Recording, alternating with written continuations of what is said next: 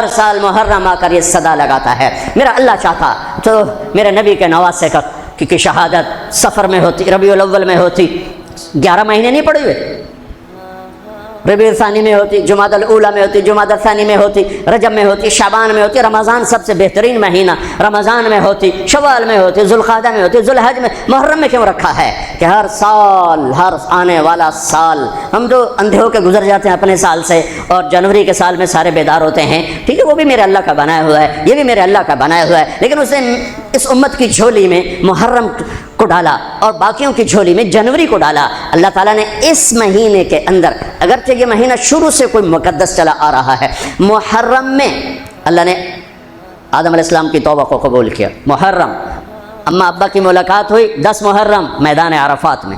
دوسرا بڑا واقعہ 10 محرم نوح علیہ السلام کی کشتی جودی پہاڑ پہ جا کر ٹکی۔ اس کے بعد تیسرا بڑا واقعہ 10 محرم موسیٰ علیہ السلام نے سمندر پار کیا اور فرعون ڈوبا۔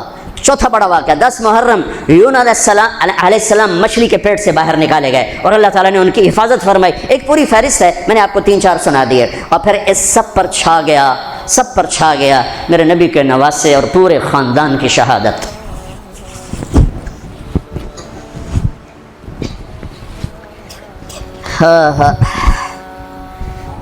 یہ کتنا بڑا خاندان ہے، پہلے یہ سنو۔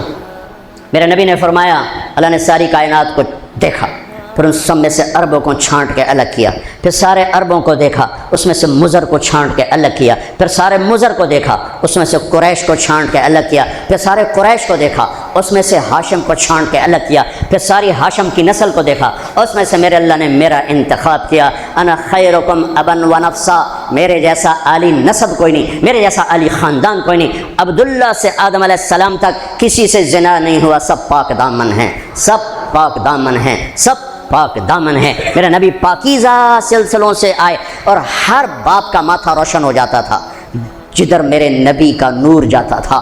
ایک دن آدم علیہ السلام کے 10 بیٹے تھے، شیش علیہ السلام سے آپ کا سلسلہ نسب آدم علیہ السلام سے ملتا ہے، ان کا ماتھا روشن تھا۔ آدم علیہ السلام کہنے لگے بیٹا تیری پشت میں ایک امانت ہے جو تیرے باپ سے بھی زیادہ قیمتی۔ وہ کہنے لگے ابا بیٹا باپ سے زیادہ قیمتی، وہ کیسے؟ کہا تو اس امانت کی بات کرتا ہے، تجھے اس کی امت بتاؤں؟ امت ابھی ہمارے آنے میں 10,000 سال پڑے ہوئے ہیں، 10,000 سال، اور آدم علیہ السلام فرما رہے ہیں بیٹا اس ہستی کو چھوڑ، اس کی امت کا بتاؤں؟ کہا جی بتاؤ۔ کہ میں نے ایک خطا کی،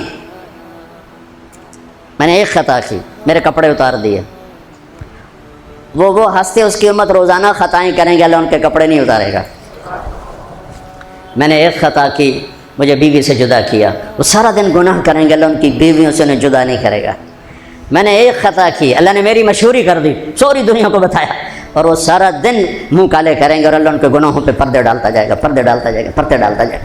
میں نے ایک خطا کی، مجھے جنت سے نکالا، وہ ہزاروں خطائیں کر کے اس کی رحمت سے بخشش پا کے جنت میں جائیں گے۔ میں نے ایک خطا کی، میری توبہ کے لیے 40 برس لگے، اور وہ ساری خطائیں کر کر ایک بول بولیں گے اللہ معاف کر، اللہ ان کے سارے ہی معاف کرے، اللہ ان کے سارے ہی معاف کرے۔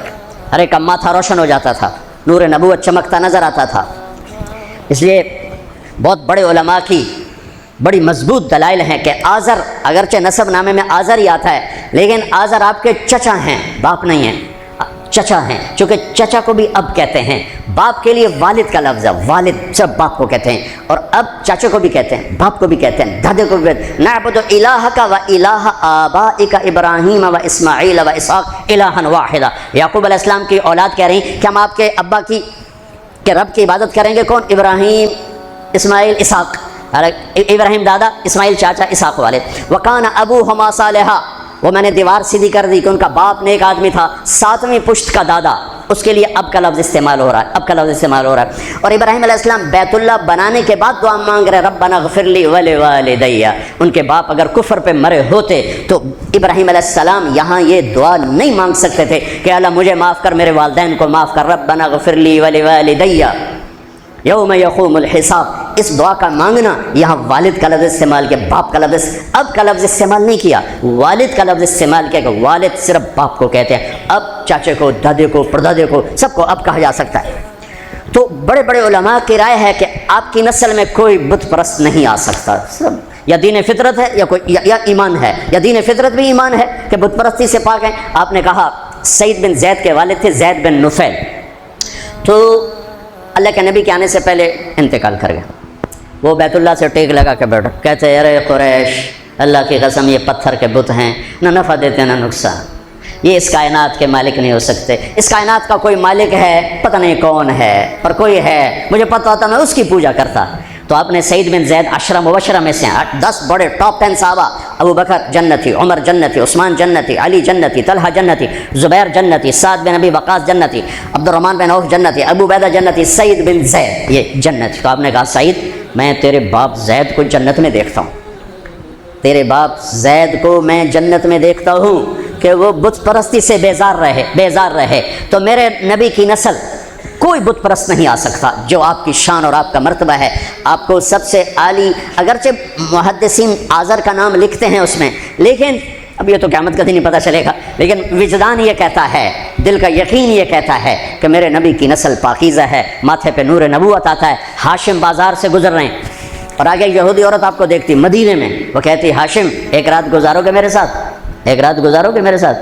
وہ فرمانے لگے میں عزت دار سردار آدمی، تو مجھے برائی کی دعوت دیتی، یہ کیسے ہو سکتا ہے؟ وہیں ان کی شادی ہو گئی حضرت سلمہ بنو نجار میں، جو عبد المطلب کی والدہ۔ 3-4 دن گزرے تو وہ عورت بازار میں ملی، تو آپ نے کہا کہ بی بی تو مجھے گناہ کی دعوت دیتی ہے تو شادی کر لے، وہاں تو شادیاں کثرت سے کرتے تھے، شادی کر لے۔ اس نے یوں دیکھا، کہنے لگی ہاشم مجھے غلط نہ سمجھو، میں بہت عزت دار ہوں، میں نے تیرے ماتھے پر آخری نبی کا نور دیکھا تھا، میرا جی چاہا وہ میرے پاس آ جائے، لیکن وہ تو سلمہ لے گئی، مجھے کوئی حاجت۔ دوسرا واقعہ آپ کے والد مبارک کے ساتھ پیش ہے، حضرت عبداللہ رضی اللہ تعالیٰ عنہ کے ساتھ پیش آیا۔ آپ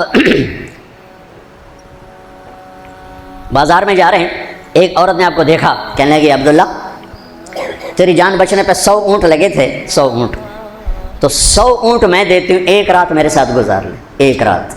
نور نبوت دیکھا تھا، نہیں میں عزت دار آدمی ہوں، میں یہ نہیں کر سکتا۔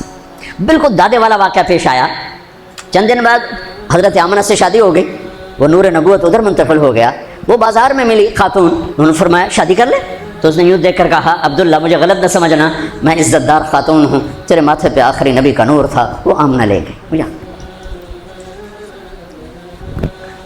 محمد بن عبداللہ بن عبد المطلب بن ہاشم بن عبد مناف بن قصی بن کلاب بن مرہ بن کعب بن لوی بن غالب بن فہر بن مالک بن نضر بن کنانہ بن خزیمہ بن مدرکہ بن الیاس بن مدر بن نزار بن معد بن عدنان بن اود بن حمیسہ بن سلامان بن عوس بن بوز بن قموال بن عدی بن عوام بن ناشد بن حزا بن بلداس بن یدلاف بن طابخ بن جاہم بن ناحش بن ماقی بن عیفی بن عبقر بن عبید بن الدعاء بن حمدان بن سمر بن یثربی بن یحزن بن یلحن بن ارعوى بن عید بن زیشان بن عیسر بن اقناط بن ایہام بن مقصر بن ناحد بن زارع بن سمی بن مزی بن عوض بن عرام بن قیدار بن اسماعیل بن ابراہیم بن طارق بن ناحور بن سرود بن رعود بن فائد بن عابر بن ارفشاد بن سام بن نوح بن لامق بن متوشال بن ادریس بن یرد بن ملحل ایل بن قینان بن آنوش بن شیس و بن آدم علیہ السلام۔ یہ کائنات کا افضل ترین سلسلہ نسب ہے۔